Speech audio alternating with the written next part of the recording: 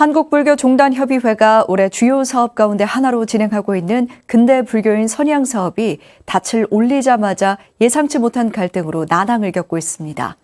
상반기 인물로 선정된 김상원 독립운동가에 대한 연구자 간 이견 때문인데요. 종단협은 논란이 된 대상을 보류하고 사업을 예정대로 이어간다는 계획입니다. 이은하 기자입니다.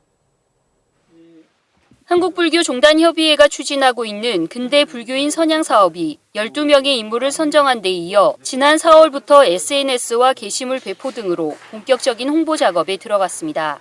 고려 대장경을 비롯해 한국불교 문헌과 인물을 정리하며 민족의식 각성과 광복을 위해 활동했던 한국도서관학의 선구자 박봉석 선생을 첫 번째 인물로 5월에는 수덕사 등을 중심으로 여성 계몽운동과 작품 활동을 펼친 나혜석을 조명합니다. 종단협 올해 주요 사업으로 관심을 받고 있는 이 사업이 상반기 조명 인물 가운데 한 명인 김상원 독립운동가에 대한 학자 간 이견으로 주춤거리고 있습니다. 박봉석이라고 하시는 분을 도서관의 선구자로서 한번 조명을 했고, 또 지금 이제 여성 분야에서 나혜석 선생님을 지금 이번 달에 준비를 하고 있습니다. 이런 과정에서 문제가 제기된 그 김상은 그 독립운동가에 관련해 가지고 여러 조금 논란의 소지가 있어서 김상은 독립가는 다음으로 좀 보류하는 것으로.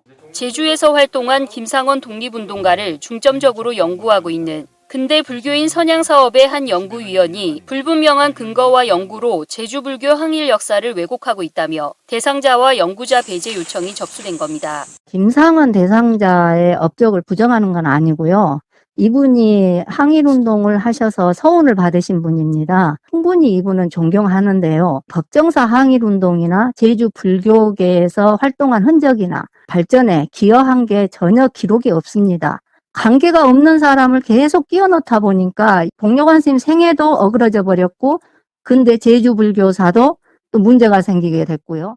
복려관 스님을 중심으로 제주불교와 제주 항일운동 역사를 연구해온 해달 스님은 해당 연구위원회 주장에 근거가 결여돼 있다며 연구위원으로 도덕성에 문제가 있다는 입장입니다. 스님은 종단협의 보류 결정을 받아들일 수 없다며 문화체육관광부 등을 통해 해당 위원회 연구 결과에 대해 문제 제기를 이어간다는 계획입니다. 종단협은 자문위원회의 회의 결과에 따라 김상원 독립운동가를 대상자에서 보류하기로 결정하고 지난달 박봉석과 두 번째 인물 나혜석에 이어 상반기 대상자에 대한 조명 사업을 이어간다는 계획입니다. BTN 뉴스 이은하입니다.